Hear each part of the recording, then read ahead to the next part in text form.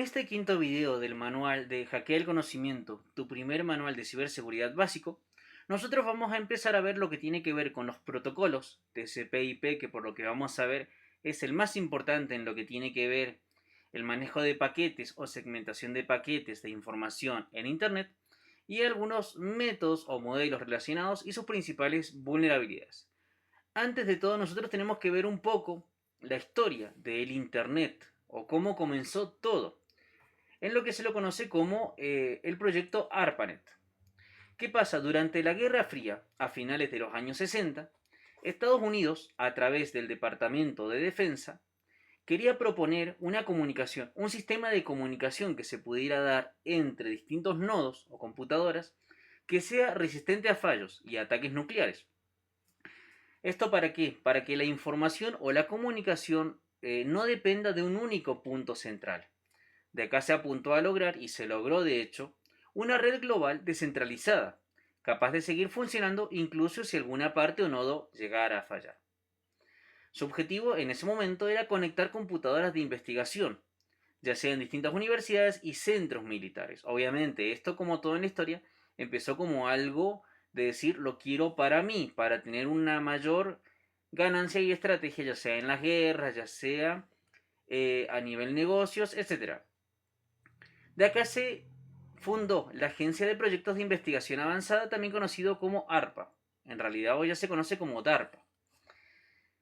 ¿Cómo fue un poco su historia? Allá por el 1969, ARPANET se convirtió en un proyecto real. 4 nodos fueron conectados por primera vez. Primero, la Universidad de California en Los Ángeles, de sus siglas UCLA. Después, el Stanford Research Institute, SRI. En tercer lugar, la Universidad de California en Santa Bárbara, UCSB, y la Universidad de Utah. Estos puntos intercambiaron información a través de distintas líneas telefónicas dedicadas, usando una tecnología revolucionaria para la época conocida como la conmutación de paquetes. ¿Qué es la conmutación de paquetes? Es un proyecto que fue propuesto por los investigadores Paul Baran y Donald Davis. Consiste en dividir un mensaje o flujo de datos en unidades más pequeñas, conocidas como bloques, que se les llaman paquetes. Cada uno tiene su propia información de control, direcciones de origen y destino, datos de secuenciación, que permiten que la red los enrute de manera independiente. Esto se diferencia de la conmutación de circuitos, por si lo has escuchado. ¿Por qué? La conmutación de circuitos, ¿qué hace? Una conexión fija permanece abierta durante toda la comunicación. En cambio, en la conmutación de paquetes no. Los paquetes se van a reenviar según la disponibilidad que haya en la red, o van a quedar suspendidos, por así decirlo, hasta que llegue por completo. Nosotros tenemos que entender que esta segmentación de paquetes que se da es como si la información se dividiera en paquetes más pequeños. En estos bloques de paquetes, en estos bloques de información, un paquete que no llegue básicamente significa que la información como tal no llegó, o no podemos confiar. ¿Por qué? Porque no hay una integridad. Recuerden el triángulo de la ciberseguridad. Si no hay integridad, no podemos confiar en eso. De acá, la segmentación tiene que darse toda la entrega absoluta de paquetes. Este método de conmutación de paquetes permite mayor eficiencia y resiliencia. Al llegar al destino, los paquetes se reordenan y reconstruye el mensaje original. Los dispositivos que hicieron posible esta operación se los conoce como IMP, Interface Message Processors. Funcionan como los predecesores de lo que son los actuales routers. Cada computadora conectada se comunicaba a través de un IMP, que organizaba los paquetes, los transmitía y los volvía a ensamblar. Uno de los principales contratistas, gracias a este proyecto, fue Bolt, Beranek and Newman Technologies, BBN, una empresa de ingeniería con sede en Cambridge, Massachusetts.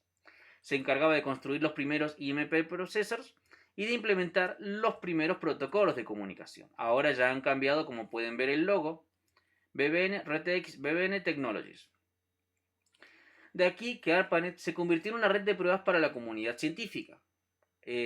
Investigadores de todo el mundo usaron la red para intercambiar datos, colaborar proyectos, etc. A mediados de los años 70 ya habían más de 20 instituciones conectadas. Allá por el 1972 se realizó la primera demostración pública de ARPANET en la International Conference of Computer Communication.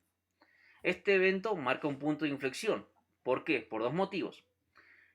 Primero, porque se empieza a comprender, tanto a nivel científico, estudiantil, militar, la importancia de la red distribuida para compartir información a gran escala. Y no solo esto, se logra una cierta seguridad porque básicamente en esa época no había nadie que desvirtuara la información como tal. Vos sabías que si recibías una cierta información, esa información no había sido adulterada. Acá en esta época se implementa el primer programa de correo electrónico. Ya básicamente lo que se hace es que se pueda mandar generales a otros dispositivos y cambia como tal la comunicación en la red. Acá como dato extra, en el 1971, el ingeniero informático Raymond Tomlinson fue el primero en enviar fue el primer correo electrónico de la historia. Él en esa época mandó un correo electrónico algo así como con las siguientes letras: QWERTYUIOP. A ver, según su misma entrevista, no fue algo épico, no fue memorable, básicamente porque él no apuntó a que el correo electrónico llegara a ser tan grande como lo es hoy. Acá, como pueden ver, hay una imagen de Ray Tomlinson. Allá por el 1983, ARPANET adopta el protocolo TCP/IP, que es lo que básicamente empezamos hablando del video. Este fue desarrollado por Vint Cerf y Bob Kahn, que van a ver sus imágenes en la primera imagen apenas empezamos el video. Este conjunto de reglas permite que diferentes redes se comuniquen entre sí. Gracias a TCP/IP, nace el concepto moderno de Internet, que es la red de redes. Básicamente no hubiera posible ningún tipo de comunicación y conexión si no fuera por Internet. Allá por el 1990, el Departamento de Defensa decide desconectar la red ARPANET como tal. Tenemos que entender que esto fue vital porque gracias a ARPANET se demostró que era posible conectar sistemas heterogéneos y compartir recursos en tiempo real, incluso a grandes distancias. Vos, sin ir más lejos, al día de hoy podés ver, por ejemplo, un sitio de streaming de alguien que esté transmitiendo en Japón, por ejemplo, y vos estando en Latinoamérica. Se introdujeron conceptos fundamentales para el desarrollo de Internet, por ejemplo, direcciones IP, protocolos de red, arquitectura cliente-servidor, etc. Y se fomentó una cultura de compartir la información inclusive hasta el día de hoy, lo que se conoce también como open source. Y acá se influyó también en la creación de otras redes, por ejemplo la CSNet, que es para universidades que no tienen contratos militares, y la Milnet, que es la versión militar de la red. Con el tiempo estas reglas se integraron en la infraestructura global de Internet. Ya habiendo hablado de lo que es la historia básicamente de ARPANET hasta la Internet del día de hoy, que sí o sí hay que saberlo para tener una visión global, nosotros ahora vamos a hablar de lo que es la explicación del modelo TCP/IP. Tenemos que entender que este modelo viene de las siglas en inglés que significan Transmission Control Protocol. Por un lado TCP y por el otro lado IP, que significa Internet Protocol. Significan protocolo de control de transmisión y protocolo de Internet. Esto no es más que un conjunto de reglas que permite que las computadoras y dispositivos se comuniquen en Internet. Recordemos que todo se apuntó a que haya una posible comunicación. Esto define cómo se envían, direccionan, transmiten y reciben los datos. Recordemos que los datos es un conjunto de información. Estamos en una época en donde lo más importante es la información. Es un modelo de comunicación estandarizado que asegura que cualquier dispositivo conectado a una red puede intercambiar información de manera confiable. Como dijimos recién, es la base de la red mundial y fue adoptado oficialmente en 1983 por ARPANET. De aquí, el modelo TCP/IP funciona en base a capas. Tenemos que entender que esto es una explicación teórica para que nosotros podamos entender de manera cómo funciona el modelo. Es algo análogo a aquellos que se dedican a estudiar el cuerpo humano. Por ejemplo, un doctor, un médico, ¿qué te va a decir? Nosotros tenemos que estudiar los sistemas, ya sea el circulatorio, el respiratorio, el inmunológico, etcétera, separado para entender cómo funciona cada uno. Pero si vos ves a un cuerpo como tal, funcionan todos los sistemas a la vez. Un sistema que no funcionara implicaría básicamente la muerte de esa persona. Lo mismo pasa en Internet, o sea, nosotros los modelos, tanto el TCP/IP, tanto el modelo OSI, etcétera, uno lo ve, lo analiza o lo separa para poder entenderlo y aprenderlo de mejor manera, pero todo se da en conjunto. Una capa que no funciona en el modelo TCP/IP significa que no hubo comunicación. No significa que anduvo hasta tal lado, no, simplemente no anduvo.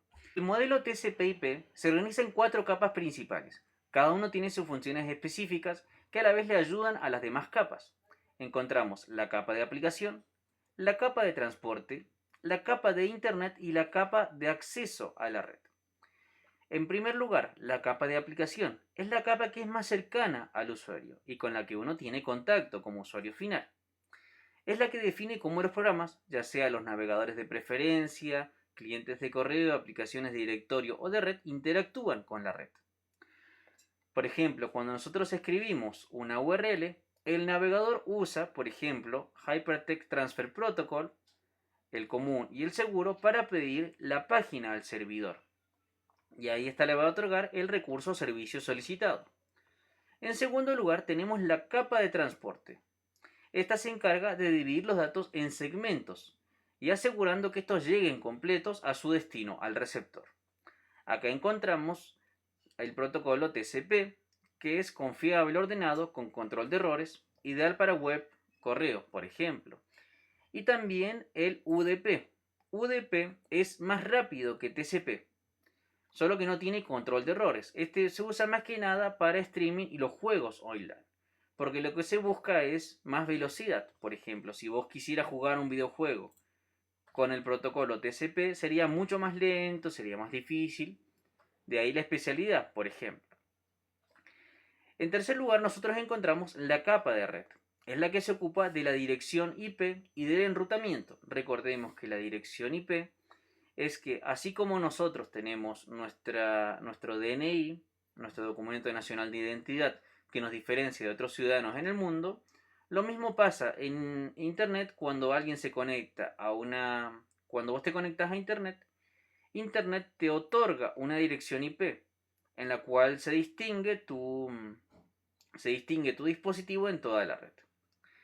Además, cada paquete lleva una dirección de origen y de destino. Acá aparecen los protocolos como IP, que tiene que ver con el direccionamiento, también ICMP, que tiene que ver con los mensajes de error o de ping, y ARP, que tiene que ver con resolver direcciones físicas. En cuarto lugar, encontramos la capa de acceso a la red, la última. Esta es la que define cómo los bits viajan físicamente. Incluye los estándares, por ejemplo, Ethernet, que tiene que ver con el cableado, o Wi-Fi, cuando no tiene que ver con los cables, sino es inalámbrico, y los protocolos que tienen que ver con el enlace. Aquí se manejan lo que tienen que ver las direcciones MAC y el acceso al medio compartido. ¿Qué es una dirección MAC? Dirección MAC viene de Media Access Control. Es un código único de 48 bits, que son 6 octetos, que identifica cada tarjeta o interfaz de red, ya sea Wi-Fi, Ethernet, Bluetooth, funcionando como el DNI del dispositivo en la red, lo que recién expliqué. Su función principal es garantizar que los datos enviados en una red local lleguen al dispositivo correcto. Si no, imagínate vos querés mandar un mensaje de un dispositivo a otro y no hay forma que Internet lo vea. Le podría llegar a cualquiera, o no llegaría, o llegaría incompleto, llegaría mal. No se respetaría el triángulo de la ciberseguridad, no habría comunicación. Operando en la capa 2 del modelo OSI, que lo vamos a ver en breve, la capa de enlace de datos, y en la capa 1 del modelo TCP/IP de acceso a la red. A diferencia de la dirección IP, que puede cambiar según la red, la dirección MAC es permanente y programada de fábrica. Riesgo y puntos claves que tenemos que tener en cuenta del modelo TCP/IP. Se suele comparar mucho con el modelo OSI, que es aquella que tiene 7 capas. No tiene nada que ver, este tiene 4 capas y es más práctico y usado en la realidad. En cuanto a la seguridad, cada capa puede ser atacada, ya sea sniffing en la capa de enlace, spoofing en la capa de internet, ataques de denegación de servicio distribuido en la de transporte, phishing en la capa de aplicación, por ejemplo, lo que hablamos siempre. Vos agarrás y como secretario sin formación o por ignorancia o por apurarte, lo que sea, terminás de abrir un mensaje de correo electrónico o abrís un link que el segundo plano te descarga un virus y bueno, fuiste ataque de un ataque de phishing. Y la importancia de entender estas capas ayuda a diagnosticar problemas de red, diseñar sistemas más seguros, etc. Acá, por ejemplo, capa, función principal y ejemplos de protocolos. En la capa de aplicación, la que tiene interacción directa con el usuario y aplicaciones. Unos ejemplos: Hypertext Transfer Protocol, File Transfer Protocol, SMTP, Domain Name System, etc. En la capa de transporte, garantiza la entrega confiable de datos. Acá, por ejemplo, encontramos TCP, que es más confiable que UDP, y UDP es más rápido pero sin garantía. Por eso se usa en el streaming y los videojuegos, por ejemplo. Internet, direccionamiento y enrutamiento de paquetes. Acá encontramos IP, ICMP y ARP, como recién mencionamos. Y en la capa de acceso a la red es la que se encarga de la transmisión física de datos en la red. Ethernet, cableado, y Wi-Fi inalámbrico. ¿En qué se diferencia TCP con IP? Recordemos que TCP es Transmission Control Protocol. Es la que se encarga de dividir los datos en segmentos, asegurarse de que lleguen completos y en orden. Es confiable. Si un paquete se llegara a perder o mandarse de manera incompleta, se puede reenviar y completar así el conjunto de paquetes y la información como tal. Ya en lo que tiene que ver IP, viene de Internet Protocol y es la que se ocupa de direccionar los paquetes y enviarlos al destino correcto. No garantiza la entrega, solo garantiza la ruta. En conjunto, TCP/IP asegura que los datos lleguen a la dirección correcta y sin errores. ¿Cuál es la importancia que tiene el modelo TCP/IP? Es el estándar universal de Internet, usado en todo, ya sea redes domésticas, empresariales, globales. Permite que los dispositivos, ya sea de distintos fabricantes, sistema operativo, sin importar nada de esto, se comuniquen sin problemas. Sería algo así como, por ejemplo, capaz que para uno es una tontera o uno nunca se lo plantea, pero es como si vos entras a una sala y todos hablaran distintos idiomas. Básicamente sería imposible la comunicación como tal. Lo que pasa, en este caso, TCP/IP es que hace que todos puedan hablar el mismo idioma. Es como si hiciera que en la sala todos aprendan el mismo idioma y todos hablen el mismo idioma, que venga un traductor o algo así, es como que si solucionaría directamente este problema. Bueno, este fue diseñado, como dijimos recién, por Vinton Cerf y Robert Kahn en los años 70. ¿Cuáles son las consideraciones prácticas que nosotros debemos tener en cuenta con esto? Básicamente es que la ventaja es la interoperabilidad global. Se confía en la transmisión de los datos. O sea, en este caso vos decís, no hubo un ataque de man in the middle, por ejemplo, puedo confiar. Pero sin embargo, hay muchos modelos de atacar la seguridad de todo esto, pero lo que se apuntó en su momento no era la seguridad, sino que se apuntó a la facilidad de comunicación, que abajo lo puse como limitación. IP, Internet Protocol, por sí solo no garantiza seguridad ni integridad. Por eso se complementa con otros protocolos, ya sea los certificados TLS, ya sea la red privada virtual, etc. ¿Y cuál es su relevancia actual?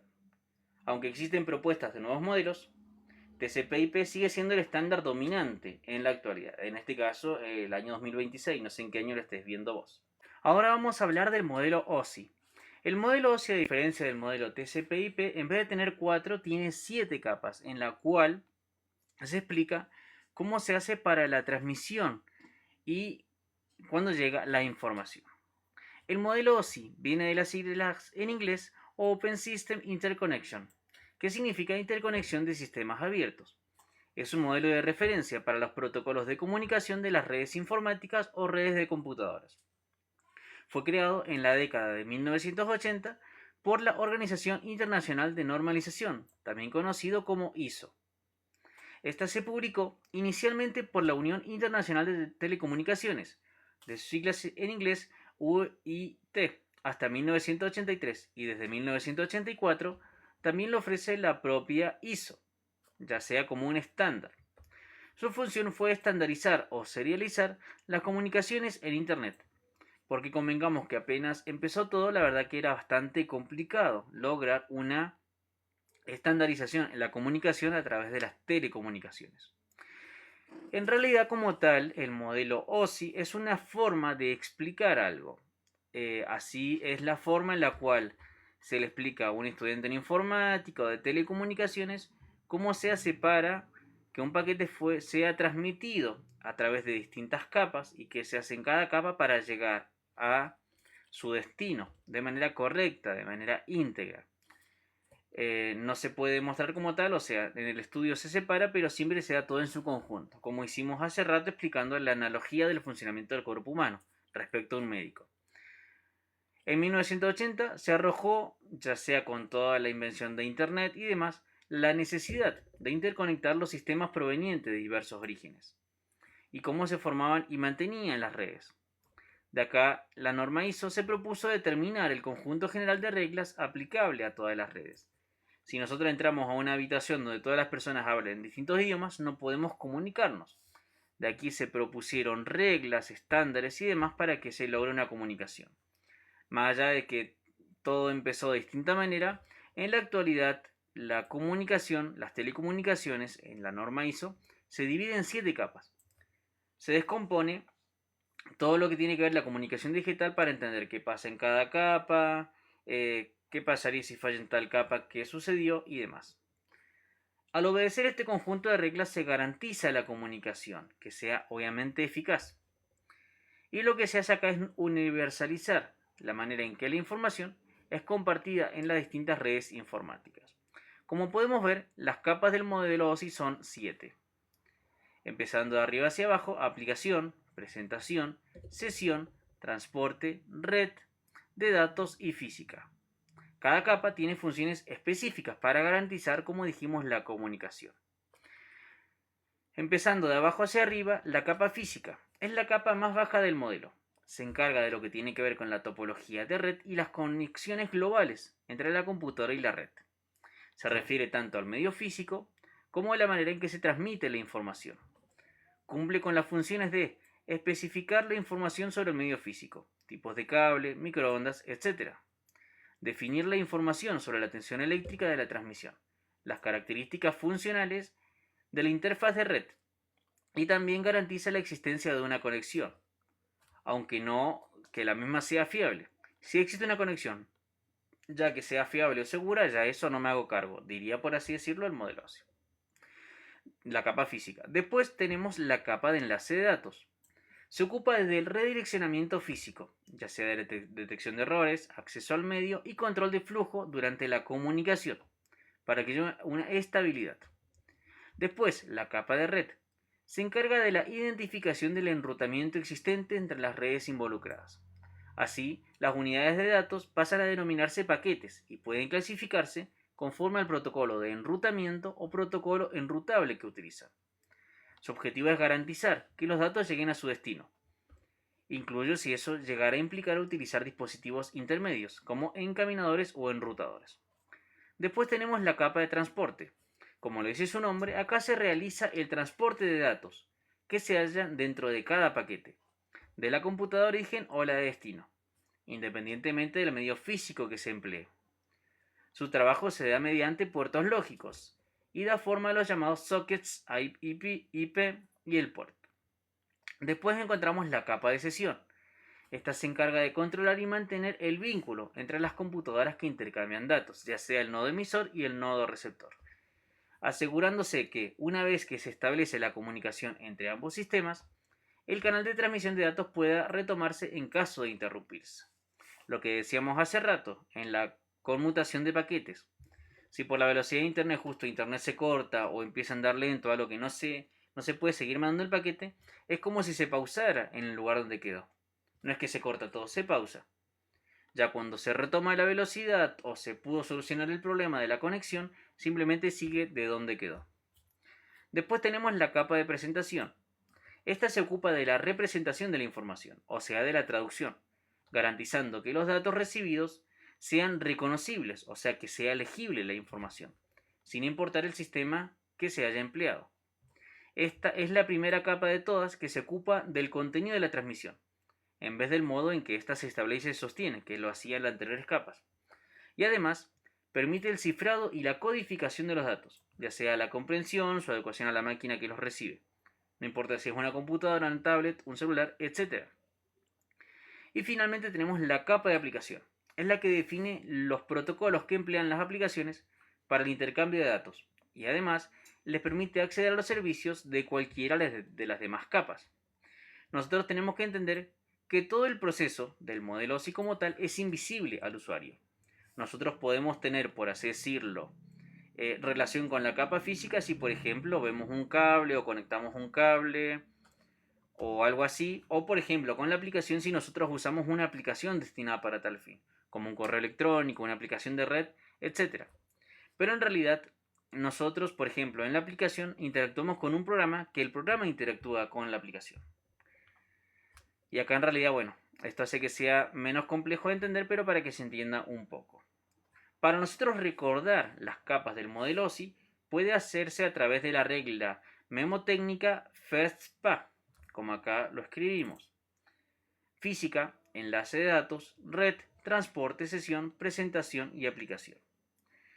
Nosotros pasamos a la comparación de ambos modelos. Nosotros, como lo podemos ver, acá tenemos las 7 capas del modelo OSI y las 4 capas del modelo TCP/IP. Tenemos que entender que lo que pasa a nivel comunicación es como si se resumieran capas del modelo OSI en las capas del modelo TCP/IP, como bien está hecho en este cuadro comparativo.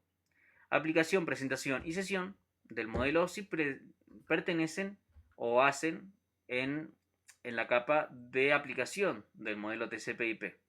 Transporte con la de transporte, de red con red, y lo que tiene que ver con enlace de datos y física con la aplicación de acceso a la red.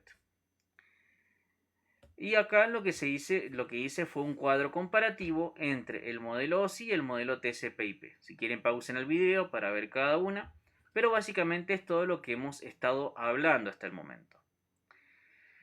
Finalmente también les anoté acá cuáles son los protocolos TCP/IP más comunes, por ejemplo TCP, el protocolo de control de transmisión, IP, lo que tiene que ver con el protocolo de Internet, Hypertext Transfer Protocol, el protocolo simple de transferencia de mensajes, que es el usado en los correos electrónicos, el Domain Name System, o lo que tiene que ver con el sistema de nombres de dominio. Bueno, que acá le explico, una dirección IP que se utiliza para identificar de forma única la conexión de un host a Internet, de un dispositivo a Internet.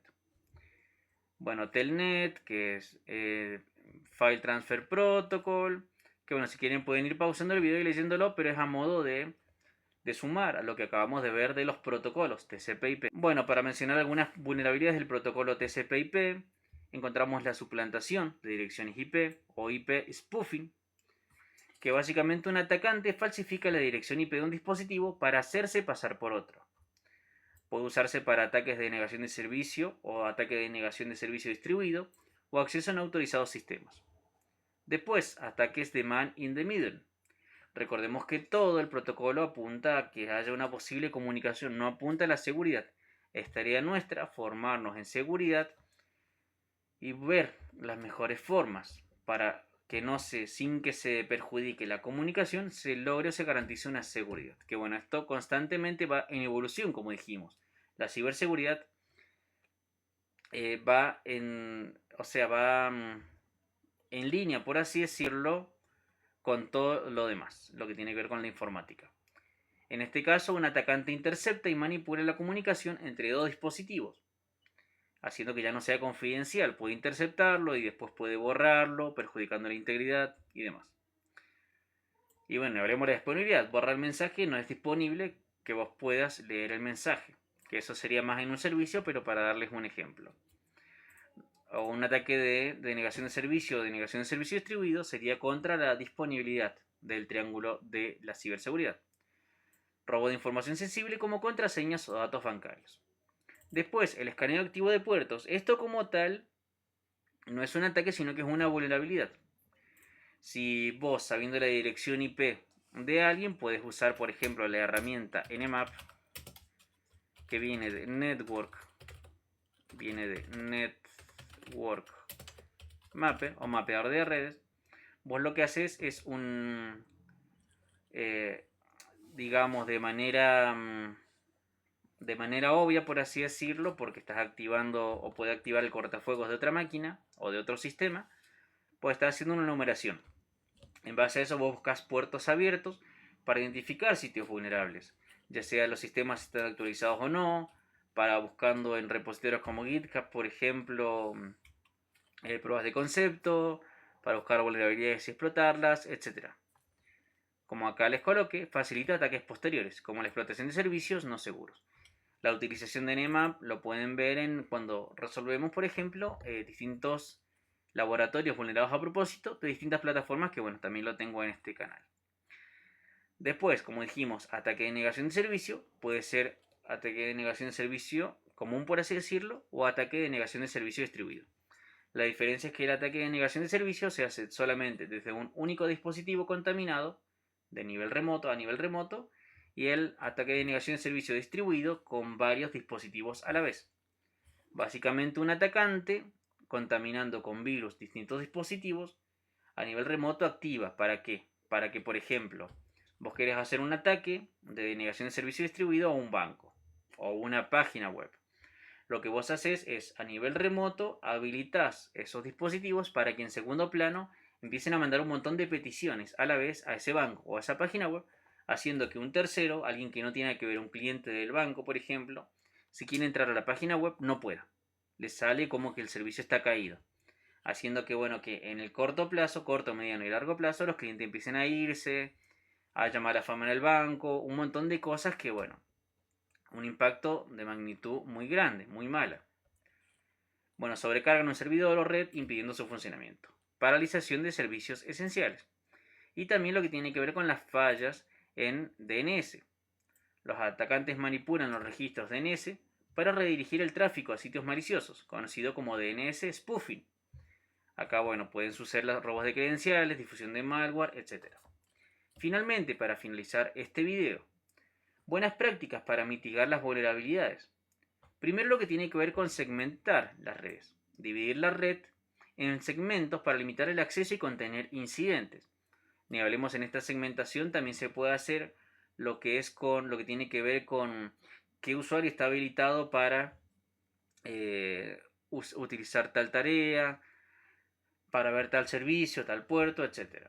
Cifrado de datos. Usar protocolos seguros. Por ejemplo, Hypertext Transfer Protocol Secure.